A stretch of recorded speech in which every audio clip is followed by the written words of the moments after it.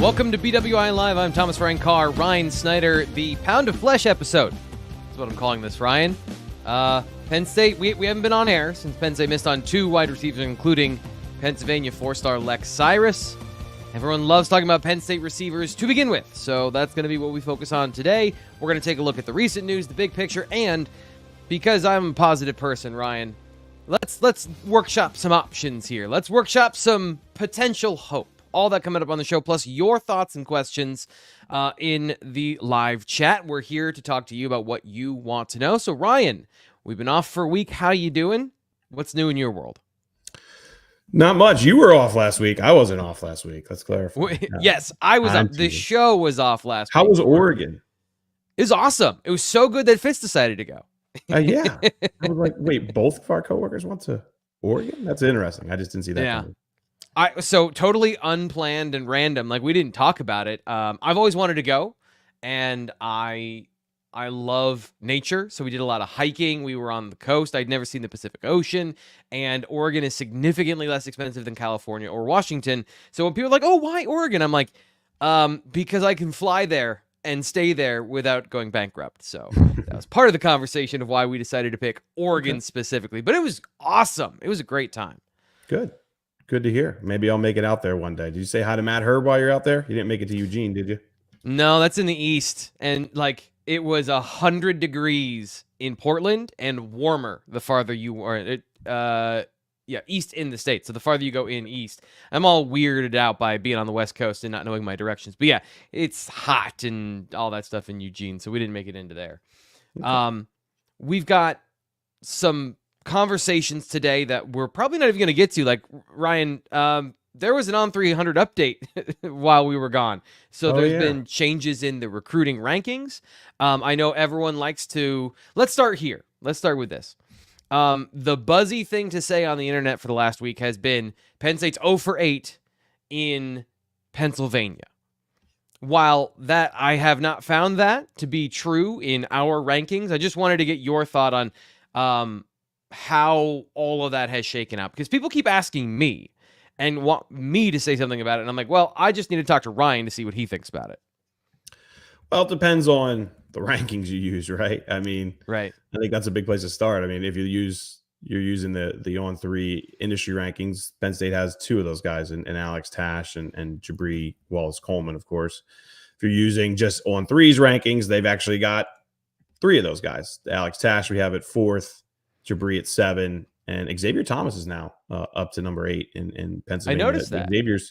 Xavier's a guy, man, that I think I got to go see this year, because he's been pretty quiet, and we know athletically he's very gifted, and he just kind of keeps to himself, right? So that he's kind of a guy who's kind of floated under the radar a bit. But look, I mean, it's been all about missing out on Zollers and Olish and Michael Carroll and those guys. Right. And I understand why fans are upset about that. Of course, Penn State is still going to keep chipping away at all those guys. What happens long term, we'll see. They're going to keep chipping away at Zahir Mathis as well, committed to Ohio State at the moment. So time will tell. Penn State goes through these cycles every couple of years. I'm not sure if we talked about this in the last podcast or not, but like, if you go back to that, I think it was the 2021 class, I want to say, that was with looking back at that class, I remember it was Nolan Rucci, Kyle McCord, Jeremiah Trotter Jr., Marvin Harrison. My point is they missed out on quite a few more guys in that class than they really did this year. When you're looking at like the top 10 or so, because I think Lonnie White was maybe the only other one, depending on, again, what ranking you use, that was kind of high up there.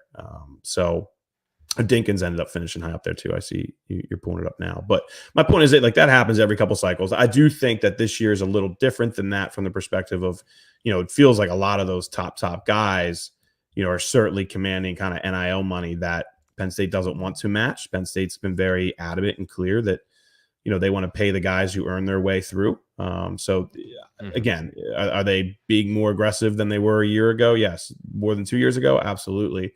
When it comes to recruiting and NIL and all that stuff. But again, I mean, we're seeing this trend really where, those top 100 or so guys, top 150 even, man, they're getting a lot of money thrown at them from schools all across the country. And, a lot of guys, it's hard to pass that money up when you're talking hundreds of thousands of dollars. And having a big pile of money is good for anybody, for a player, for an individual, for a school to be able to deploy the resources where they want to. Mm-hmm. That includes you, by the way, not just you, Ryan, but you listening. Maybe you want to own your own business. Well, Andy Ludicky at My Perfect Franchise, he's the guy to go to help you get that big pile of money.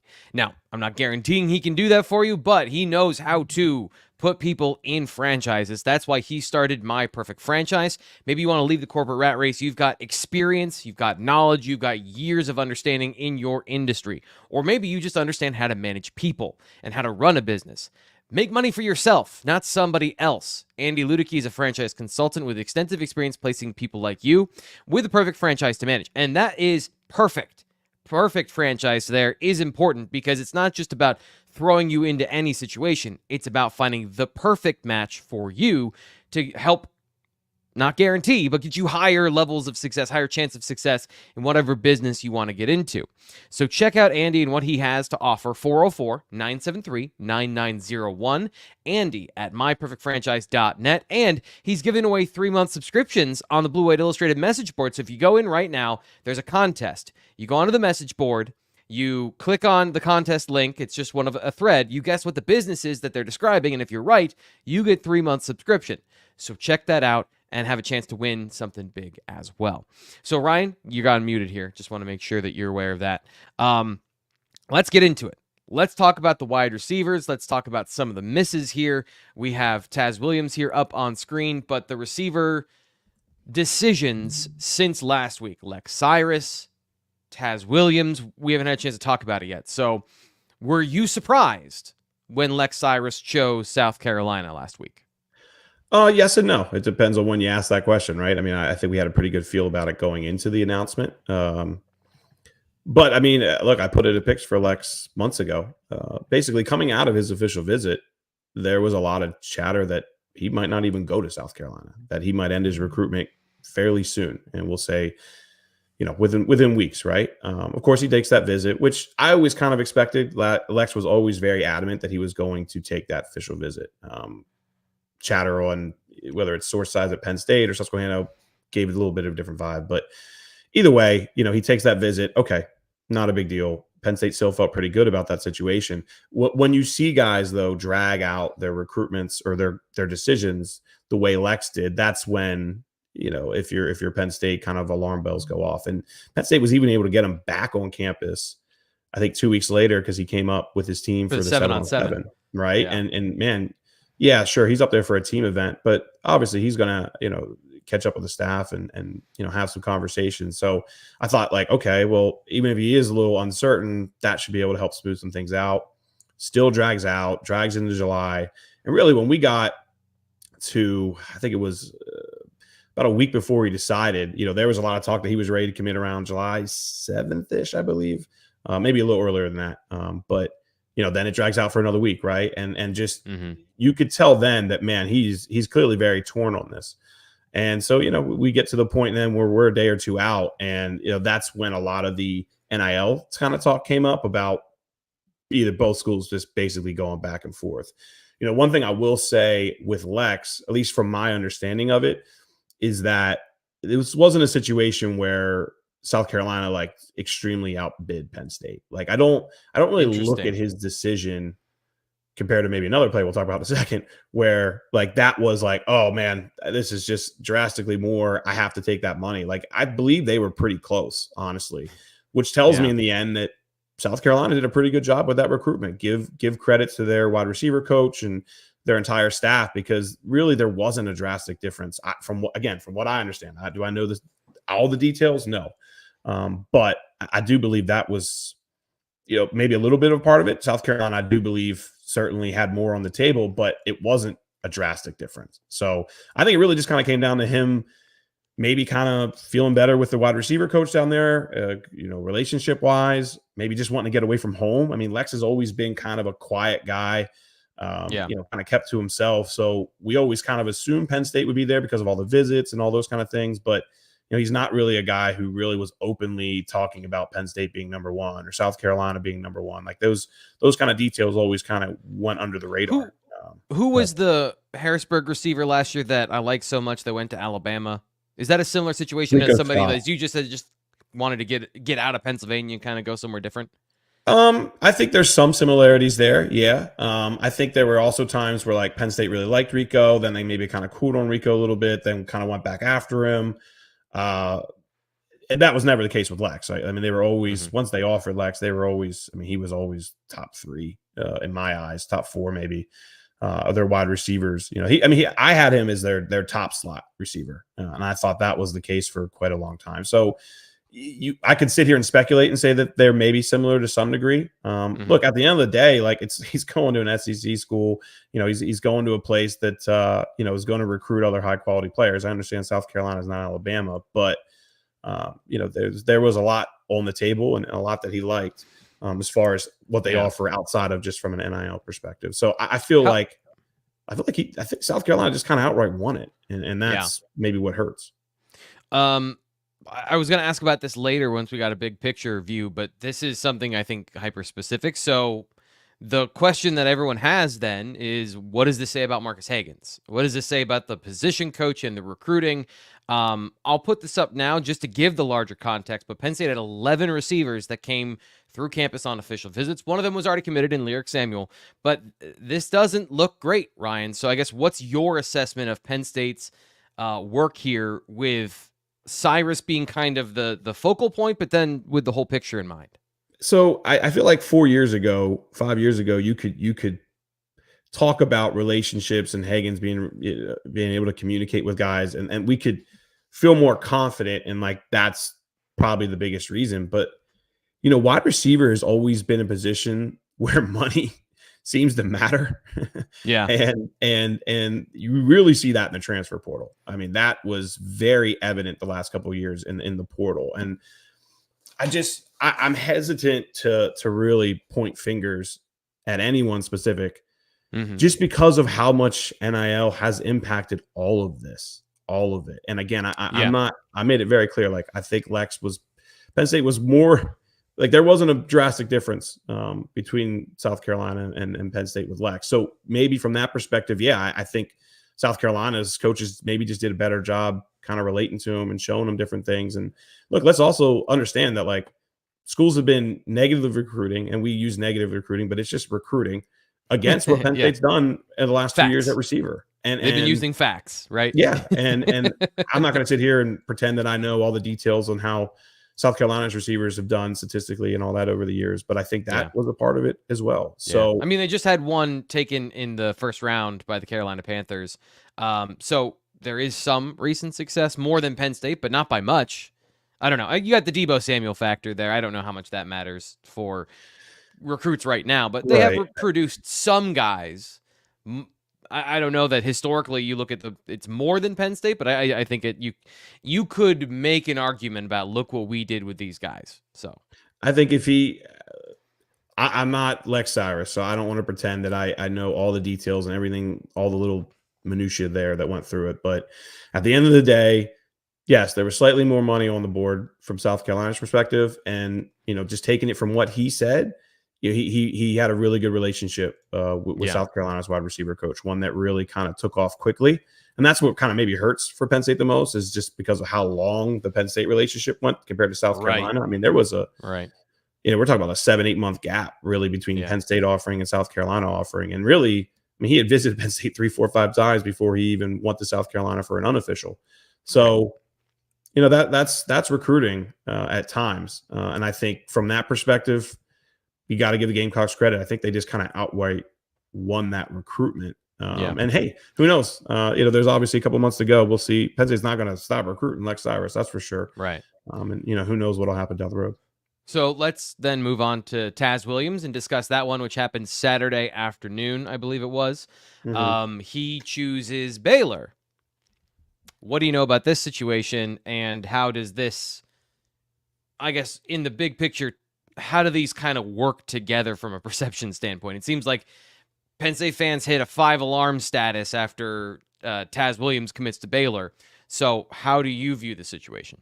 Yeah, well, I mean, look, one of his close friends, Kamari Morgan, committed to Baylor, I believe it was right around July 7th. And I think that I don't want to say that played a big part, but I think that gave him like, maybe I should look into Baylor a little bit more. But I from what I understand, Taz going to Baylor is a lot about NIL, and Baylor's been incredibly aggressive from that perspective. I mean, there's been talk of them putting out offers to players in the 200,000s and up. And that's definitely not even close to what Penn State's really been kind of offering freshmen. I think it's almost maybe even twice as much compared to a lot of guys. I can't speak for everybody in Penn State's class, but that's not how Penn State does things. So right. I don't know what Taz Williams got, but I do know from talking to people close enough to Baylor that like Baylor found something from an NIL perspective here recently. And there's a reason that they've been hitting on quite a few guys. I mean, even Dave Aranda flat out said at Big 12 Media Days last week, they're like, well, what's behind this recruiting surge? And he's like, we're paying guys. And it was actually like a great quote. Fans should look it up. It was a very blunt quote, right? That I think more fans should appreciate than maybe they do. But I do feel like that was a big thing with Taz, because just looking at his recruitment, like Texas A&M, he was very interested in. I'm not sure Texas A&M pushed all that hard at the end. Same with Michigan. It kind of felt like Taz was falling into Penn State's lap to some degree, which that's kind of rude to say, right? Because Penn State did a great job recruiting him. But when you see a last minute switch like that, where a school he didn't even take an official visit to, like that stands out to me a lot. And don't get me wrong, he's been to Baylor multiple times, so he knew what Baylor had to offer on and off the field. But I do think that, finances played a big part in that. Yeah, and I guess there's not much of a follow-up when that's the conversation. Penn State had an opportunity, felt like they were in the driver's seat, and then suddenly somebody pulled ahead. So they were in the driver's seat. I mean, there's no doubt about it. There was a 2-week span there leading up to it where, basically everything I was gathering is that he was telling him he's coming. And really it was like 48, 72 hours out where he starts talking about a Baylor unofficial visit and things like that, where it was like, okay, this might not be going well, which is why I didn't put an RPM in, because I even if he did commit to Penn State, I felt like there was no chance that recruitment was going to be over, just from the amount of, talk about NIL and different things like that when reaching out to different people. So, I don't see. I put it this way: I see Penn State trying to keep chipping away at Lex Cyrus. I don't see them really pushing too much harder for Taz Williams at this point. Gotcha. So let's take a look then. I mentioned this, and we put this up on the. Now watch Taz Williams flip to Penn State in 6 months. Go ahead. 4 months. So what happened was, as Ryan just laid out to you, we had the conversation over at BlueWhiteIllustrated.com, and he's like, at the moment, here's what I'm hearing. I feel good about these two players. In independent situations, he's giving this reporting that he just gave to you, and suddenly they flip. So there was a Ryan Snyder curse going on last week, which I think we. It's like 3 weeks running, I feel like. But let's give you, Marcus Hagans, and the receiver situation a little bit of hope here as far as to reverse your curse. Because I put this up earlier on the YouTube channel, but for the people here on the podcast, here is how it went down. Corey Sims to USC, Lex Cyus to South Carolina, Quincy Porter to Ohio State, Matthew Otten to Virginia Tech, Jeff Exenor chooses the Nittany Lions, Phillip Bell remains uncommitted, Lyric Samuel to Penn State, Taz Williams to Baylor, Samari Reed, Ole Miss, Kobe Howard, Nashawn Montgomery, both uncommitted as of yet. So there are players that took official visits to Penn State who are uncommitted, and guys that we think they have a relationship with that you said it's not over. So we're going to get into part one of what can happen, and we'll get into part two here in just a second. But from that list that we just put up and I just read out, are there any from the uncommitted players that you think Penn State has an interest in and are interested in return? And then are there any guys there you think are likely flip candidates? As far as flip candidates go, TBD. Like, they're going to keep chipping away at a lot of those guys, but I think it's important to remember, like, coaches are still kind of on vacation right now. Like, as far as gathering information on guys, it's just kind of a rough point. I think in a week from now that we can get much more clear information on that. It's just, again, coaches are on vacation, recruiting staff's kind of in and out. Like, it's just one of those times of years where, getting in touch with people is a little bit, it's just more difficult to track down, put it that way. Gotcha. I would say this. I think Kobe Howard is the one to circle without a doubt. He's made it pretty clear that he's going to come back up here for the Lash Bash. Whether he's going to camp or not, still trying to figure that out a little bit. But Kobe Howard was a guy who I think was interested in committing to Penn State, but they had so many other players still on the board at the time. Matthew Otten was still on the board. Lex, obviously, Taz. There may have been one or two others I'm not thinking of. And I think that Penn State kind of tapped the brakes there a little bit just because they wanted to see how others played out. Yeah. And honestly, Kobe was kind of open about that when we talked maybe about a week or so ago, where he basically said, want to keep building on that relationship. We got some things we got to, mend. He didn't. That wasn't an exact quote, but right. He pretty much said like, we got to get up there and catch up. So he is planning to be back here in a week, and I think he's absolutely the guy to circle. I think Penn State would love for him to work out a little bit so they could get a better feel for what he brings athletically. Whether he does that or not, kind of hard to tell. But if there's a guy I have circled at the moment makes a lot of sense to end up in this class, it would be Kobe. And then of course they're gonna keep chipping away at flipping guys. So time will kind of tell on that. I think, like I said, by this time next week we'll have a better feel for if they're getting some other guys for the last bash. And that's really when I feel like more comfortable talking about different guys they got a real shot with. They're gonna, you can look at their receiver offer board, right? Like look at the names that we talked about for 4 or 5 months. Those are going to be the guys that Penn State chips away at. But whether they're able to actually, make serious progress there, or if it's just kind of a couple talks and it dies out, that's where I kind of think it's a little too premature to say. So just one last comment from me, and then we'll get into the next topic. Looking at this list of players, and coming in the beginning of June, end of May, with Lyric Samuel already in the class and 11 different players, which I thought most of them, I'd say 9 of them, maybe 8 of them, were really good prospects that I thought brought, in their own way, something to Penn State that they haven't been able to get recently. Whether it's Corey Sims with some upside and some size, or everyone's favorite Matthew Otten, who has just a lot of raw potential. I thought, even if they don't get a Quincy Porter or some of their top targets, this has to end up being a really good wide receiver class because of all the options, and you think they're going to get, a couple of those guys. We got to the point where we were talking about, okay, well, what's the best combination? And here we are going, they only have 2. Well, it is a bit surprising on this end to see that. That's all. There's a lot of guys still in that wide receiver room too. Like I think it's like I've had a lot of fans talk about 5 receivers in this class, stuff like that. Like there's a lot of bodies still in that room. So I just think from a numbers perspective, fans need to kind of keep that in mind. But don't get me wrong. 4 was the goal. 4 is what kind of I had circled.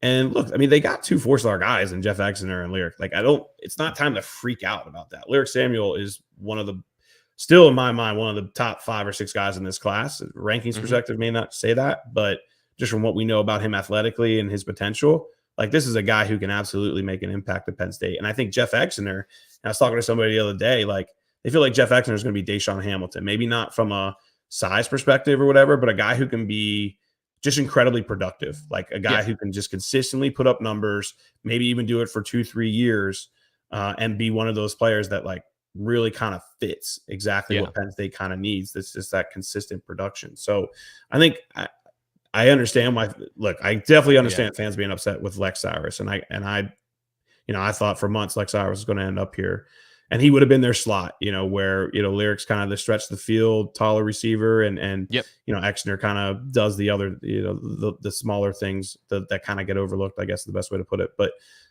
They got to figure that out now, and they're going to keep fishing away for find a guy to replace what they were hoped would have been Lex in the slot, and we'll see where things go. But there's still a long way to go. I feel like they're going to flip somebody. They have to flip somebody unless of a player or 2 emerges late in their year. But if they only end up with 3, there's the portal. But I'm always hesitant with the portal and receivers because that seems to be a position that just. Man, speed is expensive. It's a bidding war at receiver. So to get a quality receiver like in the NFL, you got to pay for it, and that's going to be. That's going to be a problem in either of these situations, whether it's recruiting or whether it's in the transfer portal. And I think you bring up a good point there, especially we tend to overlook Lyric Samuel because he committed so long ago. But this is a guy, as you mentioned, who has a lot of talent and has a ton of upside and probably has one of the best ceilings of the guys that we mentioned.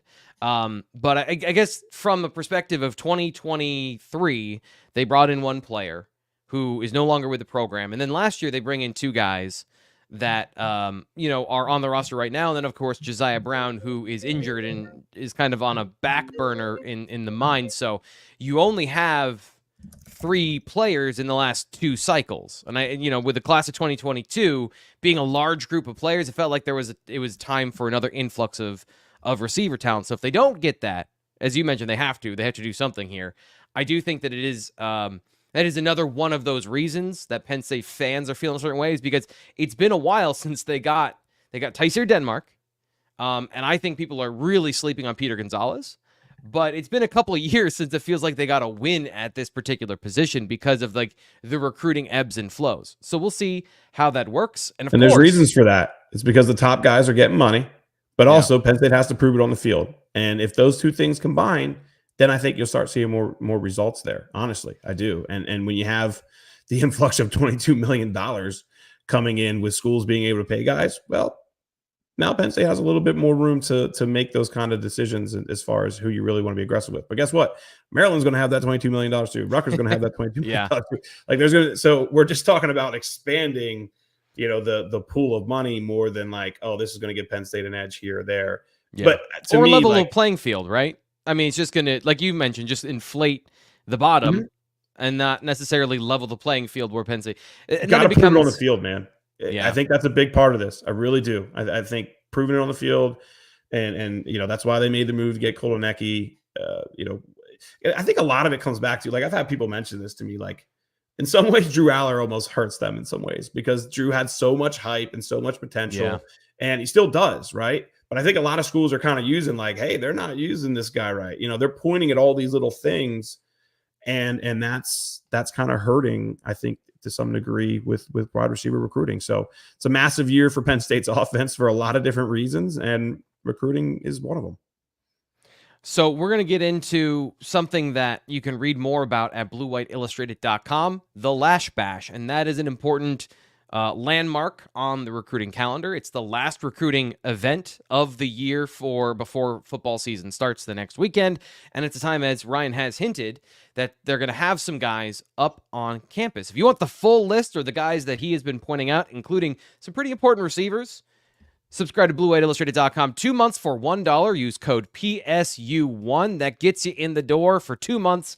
You get it for just $1. You can get that inside information about the names to know that are coming to the Lash Bash. But we're going to talk about this in general terms. We'll get into specifics more next week, or some specifics next week, right before the event on our next show, when we're really kind of getting into it. But this is a light preview of that. So just for fans that don't know, take us through the Lash Bash, what it is, when it is, why it is, all your journalism stuff with the who, what, when, where, why. All your journalism stuff. Journalism stuff with a wave of the hand. So the Lash Bash has been around for, I don't know, a handful of years now. A lot of schools do this, right? It's an end of the season barbecue, or end of July barbecue right before preseason, where schools basically try to get as many of their committed guys on campus to spend time together, meet families, just build that bond, while also looking ahead, especially when you're a school like Penn State and you have 22 commits already, to 2026 and 2027. And they've had a lot of success with that over the years. Now, they also pair this with camp. And not only in previous years, they've always done 2 camps, basically. One would be Friday, and then the other usually would be Sunday. This year, what they're kind of doing is they're still going to have 2 camps, I believe Friday and Saturday, both in the evenings from what I understand. But they're also going to have a barbecue event both days too. And the big reason for that is kind of how much the event has grown over the last couple of years. Last year they had about 60 guys at one event, and just from what I've gathered, it was kind of hard to, like, they're trying to get their top guys. That's the goal for this event. This is an event. I don't want to say it's a select event, because there are guys out there that still don't have offers and stuff like that. But the goal is to get the very best players that you possibly can. It's always the goal, right? But this event specifically, and long story short, that with the 60 plus guys last year, they kind of felt like maybe everyone wasn't getting quite the attention they deserve. So it's kind of split up this year. where Friday is going to be a lot about 2026 and 2027 and those guys that are emerging, with Saturday being a little more centered around those committed guys, while also, you will see some uncommitted 2026, 2027 guys there just because the schedule works out for them better. That's kind of the main reason for that. But yeah, again, Friday will be a lot of the uncommitted guys, the guys that we're going to be talking about a lot over the next 7, 8, 9, 10 months, with Saturday being more about the committed guys. And the big thing too, having camps those 2 days, is Penn State will be able to work out a lot of those guys if they so choose to do so. And I think that's a smart play by Penn State. I think a lot of schools probably do that. I don't know about everybody, but a lot of them do. And hey, if you can gather testing info on some of these 2026, 2027 guys, well, it may have a big impact then on where they're kind of at on the board in the months ahead. So when it comes to getting a commitment this weekend, and I'm obviously not asking you to, or next weekend, excuse me, I'm not asking you to predict if they're going to get a commitment, but it's not unprecedented where they brought in Jackson Smolik in July in 2023. He ends up being the quarterback in that class. So I guess, is there a possibility from what you're reading the tea leaves where Penn State did not get as many players committed, I think, as they expected in that run at the end of June, beginning of July? Do you think that there is a likelihood or not a likelihood that there's serious discussion about somebody committing this upcoming weekend? I mentioned Kobe Howard already. I mean, he would be the guy that I would have circled, just from the perspective of, again, I felt like he wanted to commit at one point and Penn State kind of tapped the brakes a little bit. So getting him back and he's still uncommitted, notable. At the same time, I believe Kobe Howard is planning official visits for the fall too. So how that all works out, we'll see, because obviously Penn State's not going to want a guy to be committed to them and then go visit, Florida or I forget which schools they are, but he does have I think 1 or 2 set for maybe September. So, but he would absolutely be the guy. Let's see if he works out. Let's see if all those things kind of come to fruition, because if all goes well, they certainly need another receiver and he feels like the next guy up in my eyes. So when we're talking 2025, without a doubt, Kobe Howard's the guy I have circled. When it comes to other players, like, look, they're going to host a lot of 2026 guys, and we have seen 2026 guys make moves in the past. But I also feel like, so many of these guys now, again, with NIL being a major part of discussions and guys wanting to take official visits, like, I feel like that's kind of getting dragged out a little bit more with more and more guys. You're going to see early commitments. Don't get me wrong. Penn State has 2 of them already. But, when I look at the guys we have kind of confirmed at the moment, there's not too many that really like pop and like, oh, that absolutely makes sense. Now, with that said, normally I didn't see Troy Huhn, making his commitment kind of when he did. And even Messiah Mickens to some degree. So, early commitments for 2026 guys when you're a year and a half out, they're never really ones that you see kind of coming. So maybe somebody makes a move. Like, I think Daniel Jennings really likes Penn State a lot. He's expected to be up here next weekend. He's been up here a couple times already.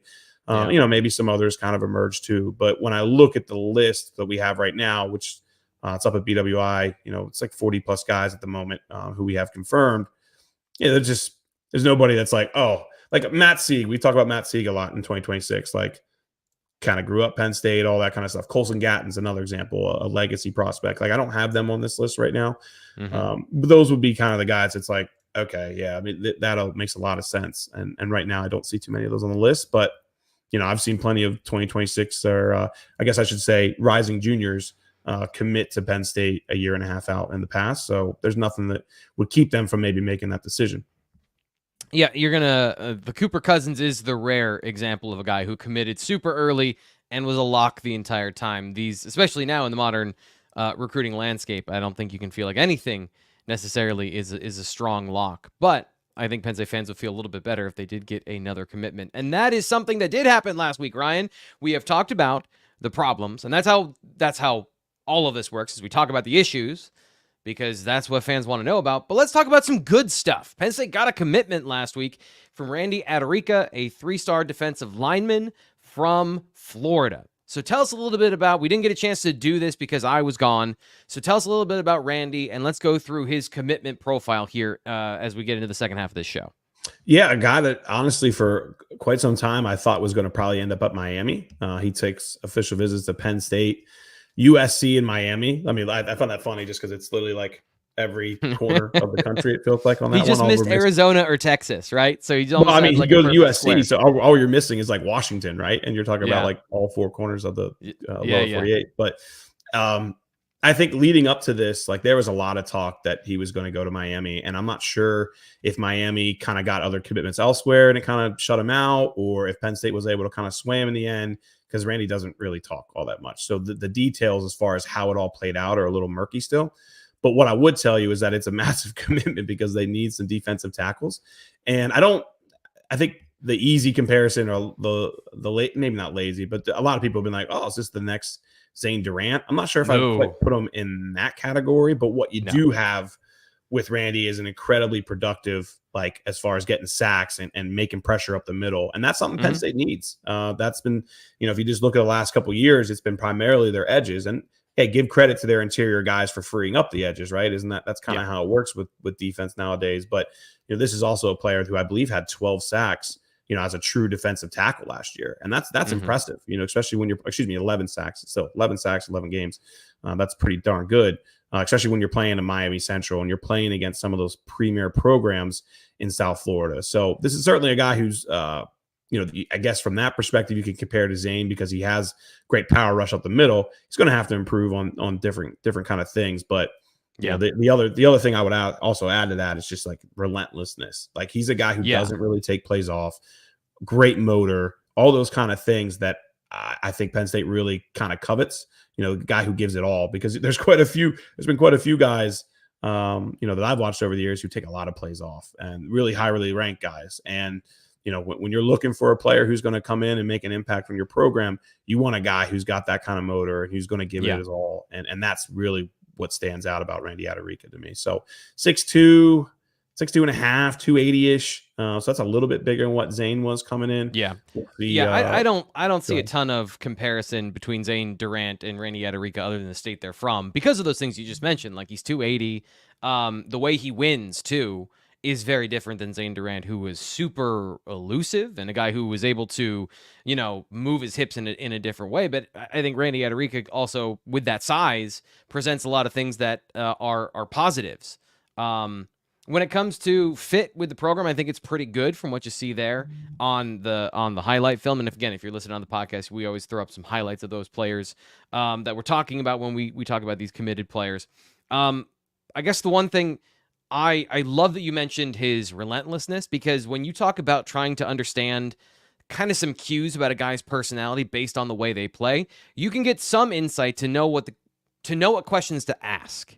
Right? So if a guy is playing that hard, you can then say, okay, how much does this guy love football? It seems like he loves football. What are the details of his personality? And usually you'll find somebody who cares about the game, is invested, and those are the players, when they have enough talent, that maximize their abilities.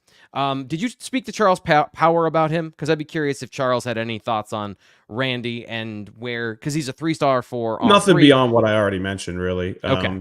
Just kind of the motor and the productiveness as far as sack production up the middle, because like that's been something that Penn State needs, and that really does kind of fit, as a guy who can really kind of disrupt up the middle. But nothing really beyond what I already mentioned. So then let's get into the last topic here on the show. If you got some questions or comments, you want something to talk about we haven't addressed, throw that into the live chat. But what we're going to do now is we're going to take a look. Again, we talked about the specifics of missing some positions, getting some players. Now that we're into the final couple weeks of July and the focus really shifts into the football season, let's just take a step back and see what Penn State has done in the class of 2025. We talked about talk to me in 4 weeks once they've gone through this. Well, now they've gone through it, so let's see what they've been able to do. And I'm just going to throw this up here on the screen for fans to see. These are the current On3 team rankings. So, Ryan, where is Penn State on this list and why? 17th, which I think would be lower than a lot of fans expect. And of course, again, if you go to Rivals, you go to 24/7, you'll see them ranked much higher. Again, what we're trying to do here is project where Penn State's actually going to finish. There's a reason there's kind of an algorithm to this, which is a rolling count of Power 4 schools and the commitments they have that progressively grows throughout the year. So we're not counting all 22 of Penn State's commits at the moment. What's to say there at the top for T. Frank? How many? I got it. It's 16. So right now we're counting the top 16 guys in everybody's class. Alabama's at 23 commits. Right Ohio here. State's Yep. at 23 commits. So as that continues to grow, Penn State will fluctuate a little bit. And I do think Penn State will finish right around kind of what they've always done, which is right around that 15, or at least what they've done in recent years, which is between 12 and 16. I mean, that's kind of been their norm in recent years. So I think there's some lower ranked guys in their class that have a lot of potential to keep moving up, and that will boost Penn State quite a bit. Like, I still circle Broswell Thomas as a guy that is probably criminally underrated at some sites. I think On3 has him right, have him as the 32nd ranked safety in the country right now. But I'll be honest, I was shocked that 24/7 still has him as the 103rd ranked safety in the country right now. I think, if you understand his testing numbers and some of the things that he's progressed with over the last couple of years, he should be ranked substantially higher than that. But my point with all that is that will come with time, or at least it should come with time. I do think, and that, we'll keep moving a guy like him up. A guy like Xavier Thomas, we have him right now as in the On3 industry rankings, right, which have 24/7, Rivals, ESPN all combined. He's the third lowest ranked guy in the class. We have him as 8th in the country, or 8th in the state, where basically 24/7, ESPN, and Rivals are all like 20th. So another guy where I think if you get the film out there, you start learning more about testing numbers and those things like that. Like, that's a guy who could steadily jump up in the rankings. So we'll see where things progress. Tyke Hayes is a guy we've talked about a lot. As far as he's one. Sean, go ahead. Can I jump in here? Just that from where he ranks right now, 473 in the On3 ranking, and then you scroll all the way up here to Jabri Wallace-Coleman, who's 218. I feel like they're a lot closer than that. Yes, and totally from a talent perspective and from the way they play. So if you flip on the film, both those guys run in a similar fashion. So I know I apologize. You were going to talk about some of the things that make Hayes underrated, but I just wanted to point out they got two guys in the same class that have almost the same traits, and physical skills, and they're vastly different in the rankings. Yeah, I just feel like he's just a guy that Sean and I have consistently kind of thought is just still too low at 88. Is he a 4-star? Time will tell, but he's just been incredibly productive over the years. And again, a lot of that just comes back to Tyke's not a big tester. He hasn't been doing all these camps and different things. And I feel like a lot of guys kind of get bumped ahead of him because we have information. And I understand why that is. When you have information, it's a lot easier to compare a guy from Arkansas, a guy from California, a guy from Pennsylvania. Like, that's kind of why those camps exist. So that's just part of it too. But I feel again, to reiterate, I do feel like there's some guys lower ranked down here who should move up with time, and that will only help Penn State kind of jump into that top 15 range. When you also add in the fact that, like, they're going to have to flip somebody. They're going to have to flip a couple guys, who are higher ranked down the road, and guys from the area who have probably gotten away. Penn State's consistently kind of flipped 1 or 2 players each year. So I think when you're looking at it right now, and what we're going to look at in December might be a little bit different. So let me ask you this, and let me phrase what you just said in a different way and see if this is the same. We're saying the same thing. Penn State normally likes to have drama-free recruitments where they have everything sewn up at this point, or at least for the most part, so they can target a couple of guys down the stretch, like you just mentioned. In order to get where they want to, in terms of getting the talent in the class that they targeted, and just as a tangential benefit, which I think they somewhat care about, but don't care about, recruiting rankings, where they kind of land in a general place that they normally do, or at least on the high side. Do they need to have a little bit of drama this year in order to get kind of, I don't want to say save the class, because this isn't a bad class, but kind of get where we maybe expected with the talent that was in the region? I'm all for drama, man. Drama sells. So I'll be all for it.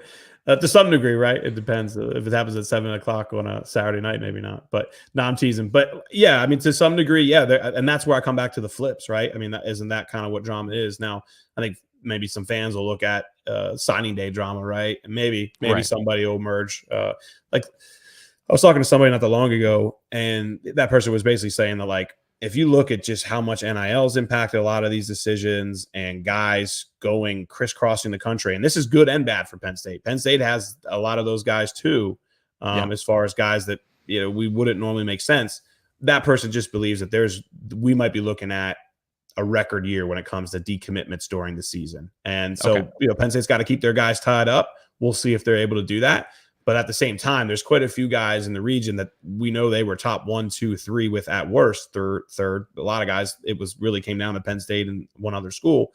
Well, when we get close to that December, are you sure you want to go across the country for this? Are you sure you want to do, leave home, whatever it may be? And I do feel like from that perspective, that's where you're going to maybe get a little bit drama late in the cycle. We'll get into the positional aspects of this now. What do you think the strengths of this class are? Where do you look and you say, okay, so they got work to do in a couple of places, but I think they're really strong at X?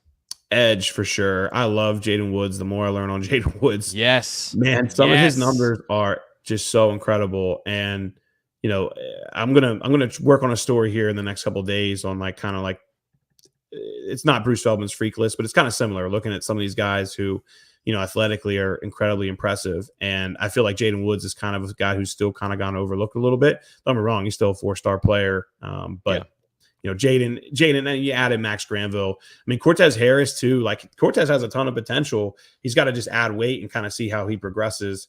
But like from a quickness perspective, there's a lot there with Cortez that you like, and obviously he had an injury too. So I don't want to put I really want to see Cortez Harris a senior year. I mean, there was a reason he was a 4-star for the longest time. On 3 just dropped him back to a 3-star. He's still an 89 though, so he's right there on the bubble. Right. But when I look at those 3. And kind of also how they fit Penn State, Penn State has Deny, but a lot of their other edges over the years that have had success aren't the Deny Dennis Sutton type. They're the more the shorter, quicker, burstier, agile kind of DNs. And I think Granville and Jaden Woods absolutely fit that well. And Cortez can fit that too. Fit that well too. I mean, right now he's like 6'2", 200. So I really just want to see size wise how he grows. But Can I just jump in and agree with you? I'd love to just be able to jump in and agree with you because I've watched film. I'm still working through like Andy Adarica and some of the guys that committed in that flurry, but the guys that I have looked at, these DNs are legit. Jaden Woods, no defensive end, no defensive lineman comes into college as a complete player from a technical perspective. But I'm always looking at what are your baseline skills? What do you know about the game of football and your position? And he has definable, I can recognize this as a pass rushing move that he tries in games that are like 3 or 4. Maybe he needs to pare that back and really become an expert on one of them, but I love that he's aware of how to use his hands and the different ways to do that. And from a frame perspective, I think Charles Power said he's got enough bend or good enough bend. I agree with that because he is big, physical, and maybe isn't the Max Granville, but Max Granville, no notes. Ryan, no notes. So I think that these two that you mentioned, like this is a huge win for Penn State to keep that machine going at defensive end where you have a Denine Dennis Sutton. You expect an Abdul Carter to move on. A couple other guys that you are expecting to be not on the roster next year. You do need to fill in with some of these guys that have that ceiling and that talent. And I think Deion Barnes nailed it in this class. Is there another position, another coach that you think is on a similar path? Corner, right? I mean, Terry always recruits incredibly well. And, if you look at just the industry rankings, right? Look at there, boom, 1, 2. They're their top ranked corners. And I already kind of explained, like Xavier Thomas is a guy that they have very good testing numbers on. Feel like he could be a great kind of slot, nickel kind of cornerback for them. And again, he's the 3rd lowest ranked guy in this class where we have him at 1-3 as one of the top 10 players in Pennsylvania. So that will get shuffled with time. But I do wholeheartedly believe that if they can keep Darius Dixon out in California, let's see. Yep. Everything off the field, Darius Dixon fits Penn State incredibly well, which is why I'm optimistic that they will. But they got to keep him on board. Jameer Joseph has been one of Terry's top 3 or 4 corners for the longest time. Brings a little bit of everything, I kind of feel like, with him. And then Xavier, again, 3rd lowest ranked guy in the class. He's not going to finish there. And if he does, I'm going to be upset with some of my colleagues at other sites because they need to seriously look at him. I mean, he's the best athlete.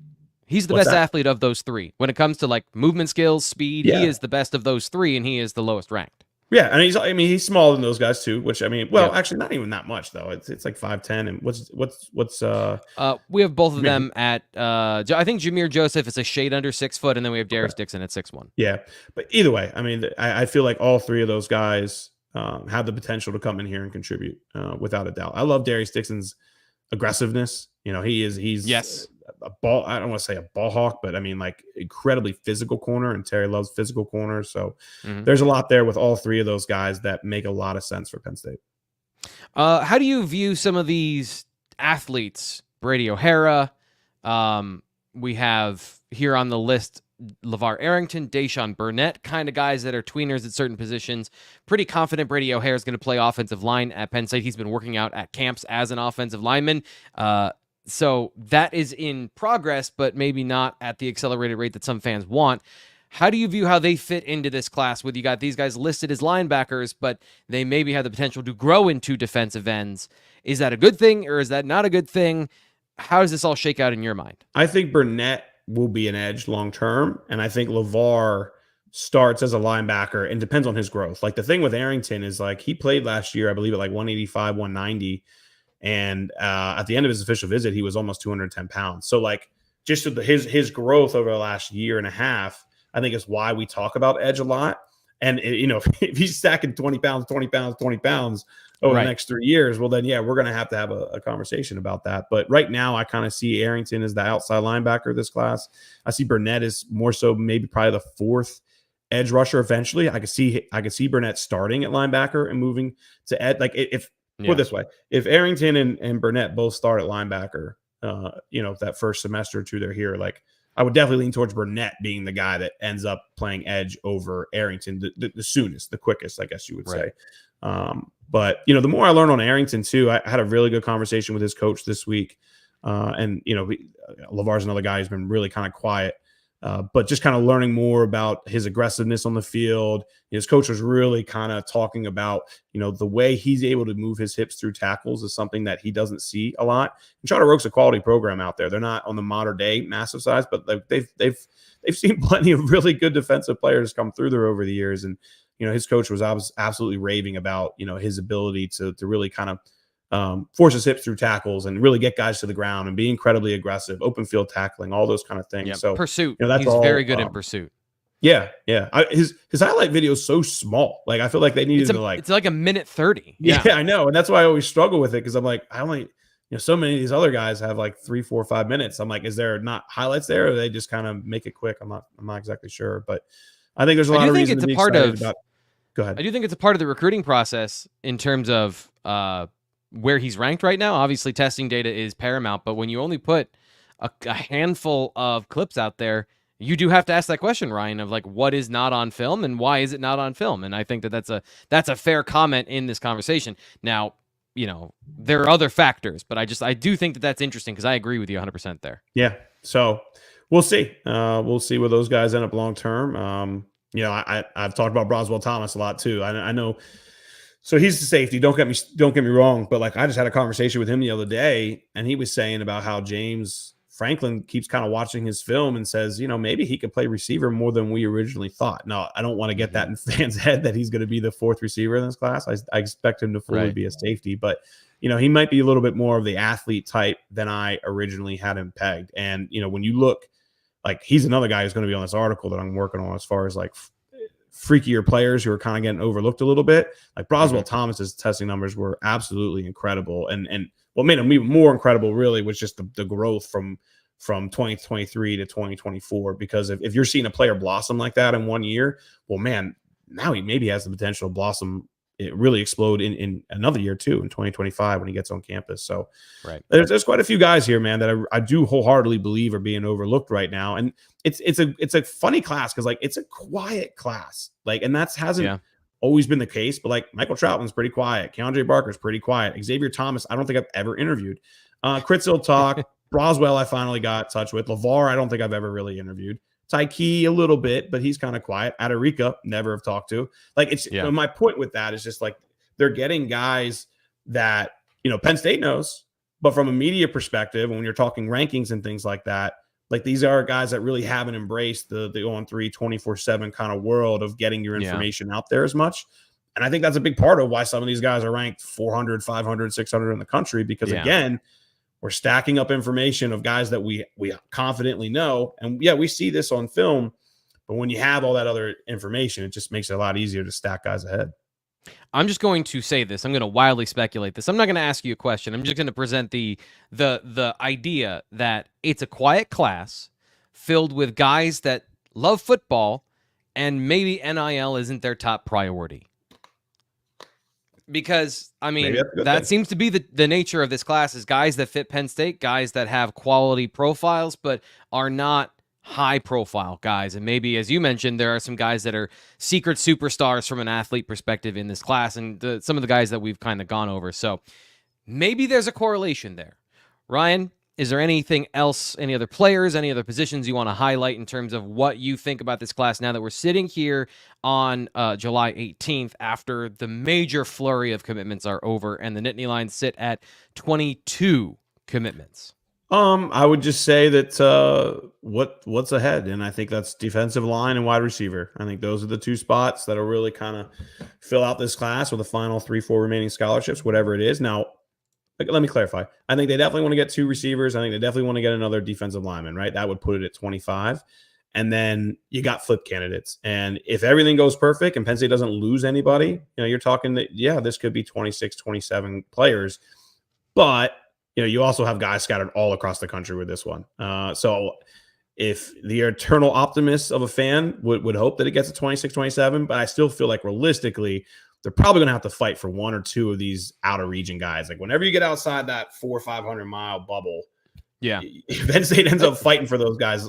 Yeah, a little more, especially if they're right. Especially if they're right on those profiles, and some of these juniors their senior season have really strong years. If Darius Dixon kind of takes it to a new level at Mater Dei, and suddenly, teams that maybe weren't recruiting him before suddenly are interested, like, yeah, I can see that, because Penn State has done a good job of evaluating talent and finding these guys that maybe not everyone is looking at, and that would absolutely be I can see Penn State being right and not coming back to bite them, but also having to fend off some last minute advances because of that. Yeah, poachers. Yeah. So what's coming up from you this week and this weekend? What can fans know about at BlueWhiteIllustrated.com that they can get for just $1, 2 months for just $1 using promo code PSU1? Ryan, what are you writing this week? We're chipping away at the Lash Bash list. I think that's the main thing. Trying to figure out if there's going to be some 2025 guys who maybe camp that we're not looking at right now, not thinking about.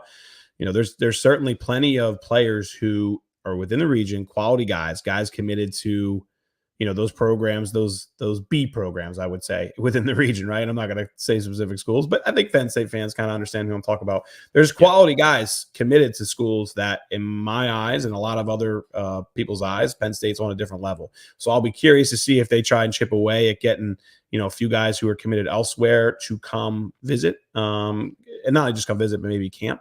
That'll be big next week, and I think that'll have a lot of our focus next Thursday show. We'll see where things go, but just building on that list, like I said, I had a great talk with a VARS coach this week. We're going to chip away at maybe 1 or 2 more stories from that. I'm going to work on this freak list, trying to go back through camp numbers and just finding guys that really kind of pop, maybe guys who have been kind of overlooked a little bit. And yeah, we'll take it from there. I think next Monday, Tuesday, Wednesday, hopefully we can get a big update on the Lash Bash list and the guys that we're missing. But again, we have 40 guys already confirmed. I could see it getting up to 60s, maybe 70s. So there's still plenty of guys out there that will be added over the coming days. So just like you saw, if you clicked on this video on the Blue White Illustrated YouTube channel, it's not over till it's over.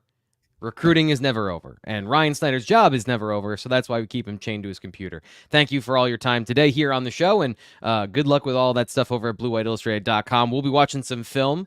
As long as we can find said film. I've been doing breakdowns of players, so I do my T. Frank's film room, the real talks that I've been doing about these prospects.